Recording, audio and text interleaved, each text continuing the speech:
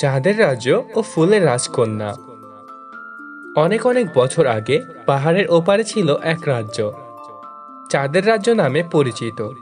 সেই রাজ্যে ছিল না কোনো সূর্যোদয়, শুধু চাঁদের আলোয় ঝলমল করত সারা রাত। রাজ্যের মানুষ রাতেই কাজ করত, ঘুমাতো দিনে। এই রাজ্যের রাজা ছিলেন ন্যায়ের প্রতীক, কিন্তু তার একটি দুঃখ, তার কোনো সন্তান ছিল না। এক রাতে চাঁদের আলোয় রাজা ও রানী হাঁটতে বের হলেন। তখন তারা দেখতে পান এক নীল ফুল ফুটে আছে প্রাসাদের বাগানে, যেটা আগে কখনো দেখা যায়নি। রানী ফুলটি ছুঁয়ে দিতেই এক অদ্ভুত আলোয় চারপাশ জ্বলে ওঠে। এরপর কিছুদিনের মধ্যেই রানীর গর্ভে সন্তান আসে। সন্তান জন্ম নেয় চাঁদের রাতে। তার চোখ ছিল নীল ফুলের মতোই দীপ্তিময়। রাজ্য তাকে নীল ফুলের রাজকন্যা নামে ডাকতে শুরু করে। কিন্তু তার জন্মের সঙ্গে সঙ্গে রাজ্যে অদ্ভুত এক অভিশাপ নেমে আসে। চাঁদের আলো ম্লান হয়ে যেতে থাকে, আকাশে মেঘ জমে যায়, আর ফুল ফোটা বন্ধ হয়ে যায়। লোকে ভাবতে শুরু করে এই শিশুটি হয়তো অভিশপ্ত। সময় গড়িয়ে যায়, রাজকন্যা বড় হতে থাকে, কিন্তু তাকে রাখা হয় প্রাসাদের এক সাদা কক্ষে, যেখানে বাইরে তাকানো নিষেধ। সে জানে না রাজ্যের মানুষ তাকে ভয় পায়। একদিন সে খুঁজে পায় এক পুরনো বই। তাতে লেখা ছিল, যে নীল ফুল জন্ম হয় সেই ফুলেই মুক্তি, সত্যিকার ভালোবাসা হলে অভিশাপ ভাঙবে।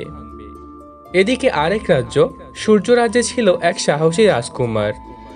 তার স্বপ্ন ছিল পৃথিবীর সব অদ্ভুত জায়গা ঘোরা। একদিন সে এসে পৌঁছায় চাঁদের রাজ্যে। রাজা তাকে অতিথি হিসাবে গ্রহণ করেন। কিন্তু রাজকুমার আবিষ্কার করে একদিন সকালে বাগানে কেউ একজন গান গাইছে। সেই গানই তাকে টেনে নিয়ে যায় সেই সাদা কক্ষের দিকে। দুজনের দেখা হয়।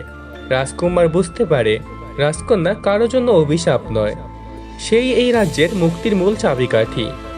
তারা একসাথে নীলফুল খুঁজে বের করে, এবং এক পূর্ণিমা রাতে রাজকুমার রাজকন্যার হাতে সেই ফুল দেয়।